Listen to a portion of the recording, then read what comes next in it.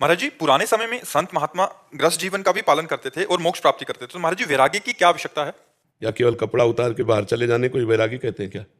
किसका प्रश्न है? हाँ, ये बात समझना है।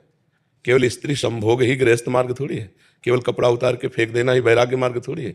किसी एक ब्रह्म ऋषि का नाम लो कि खूब भोगी और नाना प्रकार के विषयों का सेवन करने वाले और भगवत प्राप्त हुए। जिन महात्मा का नाम लोगी ना तो उनके घर में खाने को भी नहीं मिलेगा। 10-10 हजार वर्ष तक तपस्या करके तू पत्नी चाह रहे।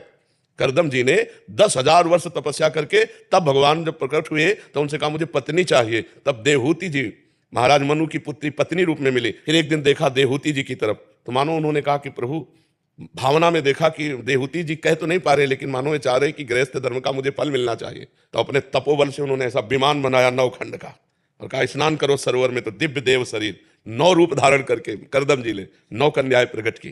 तो इनको आप वैरागी कहेंगी या गृहस्थ कहेंगी? आप विचार करके देखो, जिस ऋषि का नाम लो आप हमें बताओ। अब हम लोगों के भाग्य में वैराग्य मार्ग लिखा है, हम लोगों के भाग्य में भोग नहीं लिखा है, तो हम इस मार्ग से चल के भगवान को प्राप्त कर रहे हैं। और जो रात दिन भजन में लगा है और भगवान को भोग लगा करके हर वस्तु भगवान नाथ सकल संपदा तुम्हारी मैं सेवक समेत सुतनारी, वो गृहस्थ भगवान को प्राप्त हो जाएगा। भगवान को जो भजेगा वो भगवान को प्राप्त होगा, चाहे गृहस्थ हो चाहे विरक्त हो। ये केवल भगवान का प्यार चाहिए, मुझे नहीं चाहिए किसी का प्यार। आज तक एक दोस्त नहीं। आप सही निकल गए, उस टाइम कोई बॉयफ्रेंड गर्लफ्रेंड का पंगा नहीं था। बहुत सही निकल गया। हमको सोचा हमारे जो जमाना है, हमारी जो पीढ़ी है, जैसे हम बाहर घूमते रहते हैं ना, तो बाबा जी ऐसे गर्लफ्रेंड नहीं है ना, उसको सोचते हैं अरे कैसा इंसान है, इसकी गर्लफ्रेंड नहीं है। वैसे हमारे समय में नहीं था ये।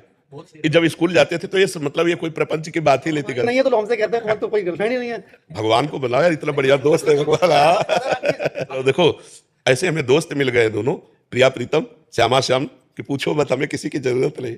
ये तो भगवान ने सेवा दी इसलिए आपके सामने बैठ के बात करते हैं, नहीं ऐसे बैठने में जो सुख है वो ऐसे बैठने में नहीं है। इसलिए विरक्त अनिवार्य है, बिना विरक्त के जगत कल्याण नहीं हो सकता, जगत मंगल नहीं हो सकता।